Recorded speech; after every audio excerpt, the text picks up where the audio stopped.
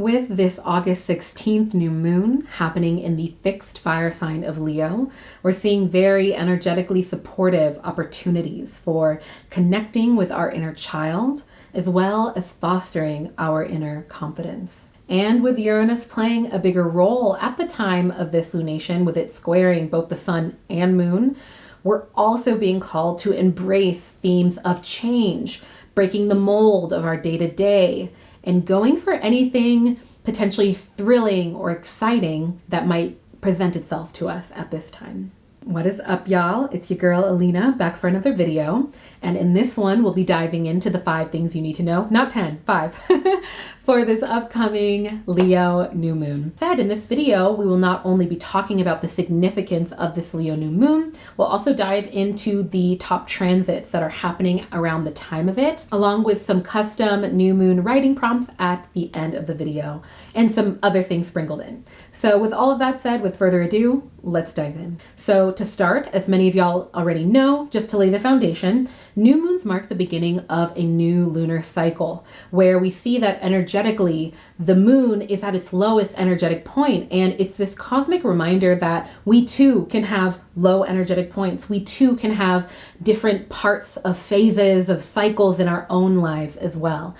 And there's so much strength and power in rest, in having lower energy, in allowing ourselves to rejuvenate, revitalize ourselves, and really reflect on the previous lunar cycle, and also look to the future of how we can pivot or what has been working that we love. And this is why you see people doing new moon rituals, where they set aside some time around the time of a new moon. As a reminder, it doesn't have to be the exact day and time necessarily, though it can be a lot more potent when you do it that way. It can be 3 days leading up to or following the new moon where we feel most of its effects. And they set aside some time to really get grounded and reflect on what has and has been working in the previous lunar cycle, and really, most importantly, looking to the future and what intentions they'd like to set, or what actions or shifts they'd like to make moving into the new lunar cycle. What I love about this is that over this 28-day period, that's not that long of a period to try something new or try a new approach to something, or to really hone in on any sort of current routines or structures that you have that you know are working, to then reflect back and see what was and wasn't your vibe, what was and wasn't aligned with you. And so going back to the whole ritual aspect of a new moon, what people do is they sit, they get grounded. Oftentimes they might journal a little bit to really clear their mind and their thoughts, and they set intentions for the new lunar cycle to come. Now this is why in my Auralign Astrology planner, my creation, which is an annual planner, there are dedicated new moon journal and ritual pages. So every single month you have custom questions and spaces for you to fill in the custom journal prompts that I give you in each of these videos. So many of y'all already have your Auralign Astrology Planner, but I wanted to mention that because we will be relaunching the 2024 planner line coming up, and I just wanted to give y'all that update. But with that foundational understanding of the nature of a new moon, we can now look at the nature of a Leo new moon specifically, and how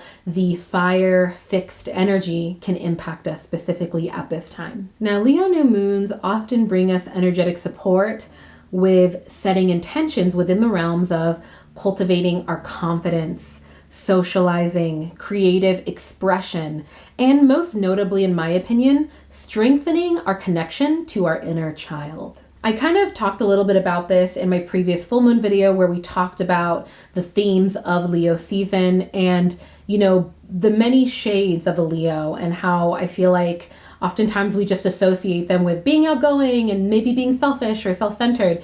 But I think that a huge core aspect of Leo themes, as well as Leos you might know, sun, moon, or rising, or even your Venus sign in a lot of ways that can show up more notably, is that Leos are oftentimes a lot more connected with their inner child, in that our inner child wasn't worried about other people's judgment.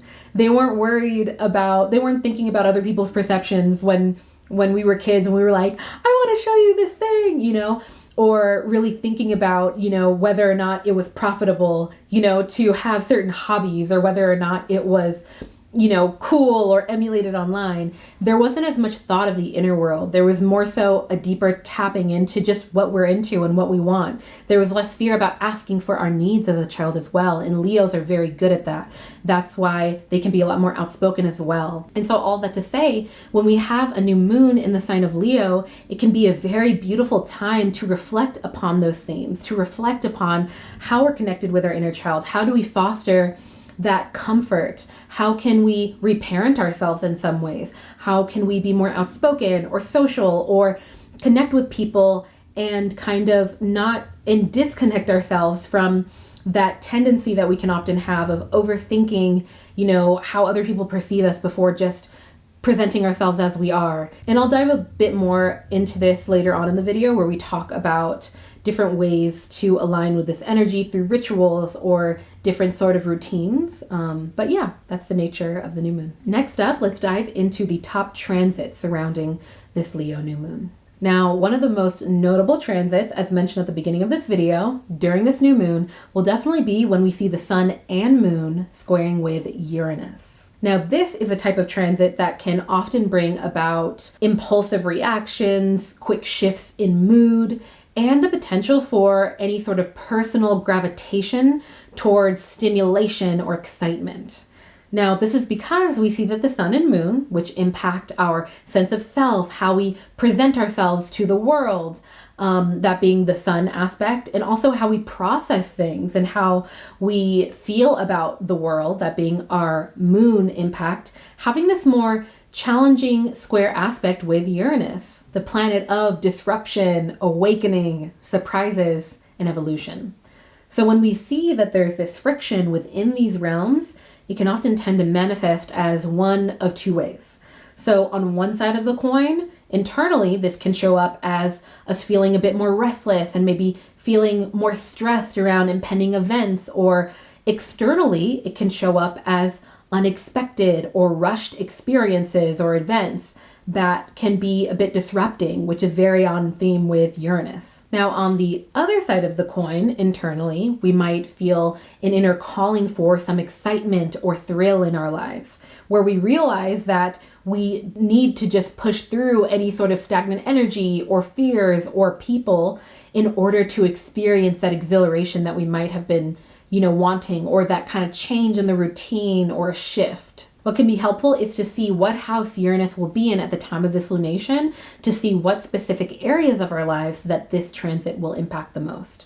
And with this upcoming transit that I'm going to talk about with Uranus and Mars, we'll see that this can be a very empowering sort of transit that goes well with this new moon when it comes to stepping up to what the world might be calling us to do relative to our courage, especially if we feel that stress. Taking control of the situation in a lot of ways can end up leaving us feeling a lot more empowered walking away from this time. And with this transit, considering that the sun and moon will be in the sign of Leo, again, the sign of courage, confidence, tapping into our inner child, we'll likely see that these themes specifically will show up around that of like the ego, how people perceive us, and how we see ourselves. So overall, while the sun and moon squaring Uranus at the time of this lunation can potentially bring in unexpected disruptions to our plans with subsequent surprises or stress potentially, there's also the potential that we experience more of an inner calling to shake things up, try something exciting, or break the mold. And depending on how this could show up in your life, I think that one of the best ways to align with this energy, especially if you're already kind of feeling this, if anything that I've been saying is resonating, is to consider how and why you react to potential change. Like, is there potential for you to grow through facing the unknown? Is there potential to expand your comfort zone through any new experiences that present themselves? So sitting and directly asking yourself, why does this bring up fear or stress?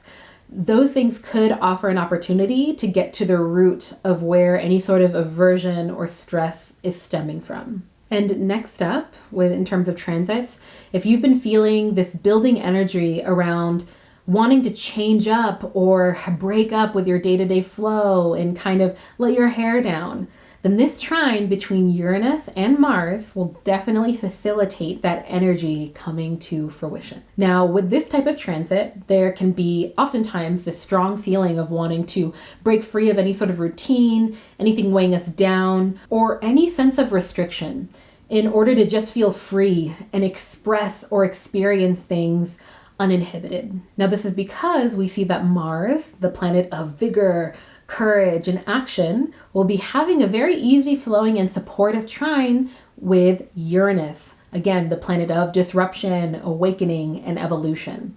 So we often see this internal and sometimes external spikes in energy and a calling for having fun, a change of pace and excitement.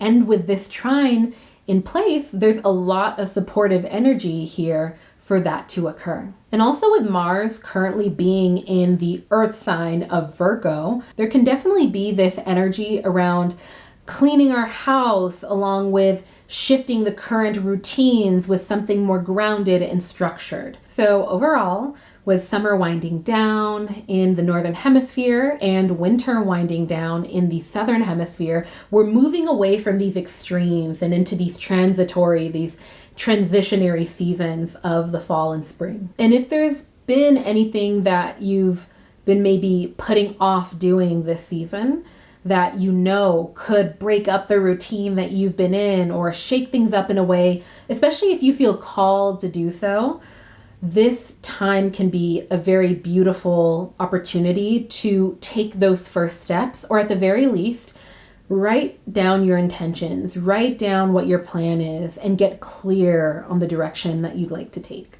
All right, and finally, at the time of this Leo new moon, we'll be seeing that the sun will be conjuncting with Venus. Now, as many of you already know, conjunctions are pretty complementary and more positive transits in that we can see that the sun, our central star that impacts our sense of self and ego and how we present ourselves to the world, coming together in this complementary way with Venus, the planet of love and relationships. So they'll be really illuminating aspects of our lives within those realms. So with that said, this transit can often bring a lot of energy around socializing, connection, along with expressing our love and creativity. Now, this is the type of transit that also creates a beautiful time for things like marriages, dates, engagements, reunions, and coming together in intimate settings. And it's also offering us easier flowing energy relative to our finances and in our expression in general. Now, with Venus currently being in retrograde, which I'm sure you all are very aware of, this transit could also offer a bit of relief if you've been experiencing the more classic retrograde occurrences of relationship issues or things previously swept under the rugs or things that you thought you maybe resolved coming to the surface. So this can be a time to celebrate how far you've come in a relationship, acknowledging the good and the challenging and how it's all led you to where you are right now, and likely deepened your mutual understanding of one another. So overall, this very loving and outgoing Sun conjunction with Venus transit in the context of this very supporting Leo new moon can now be a very powerful time for sharing, socializing, articulating, and really expressing how we feel and reflecting on how far we've come in our connections, whether they are romantic or platonic. And by the way, if you've made it this far in the video and it's been resonating with you, be sure to hit that subscribe button, hit like, and comment because it really supports the channel so much. And yeah. All right, next up, in terms of a ritual for ways to align with this energy, setting intentions around and really reflecting on themes that of the fixed sign of Leo are always very powerful. So for example, how do you show up confidently in life? What areas of life do you feel the most confident in?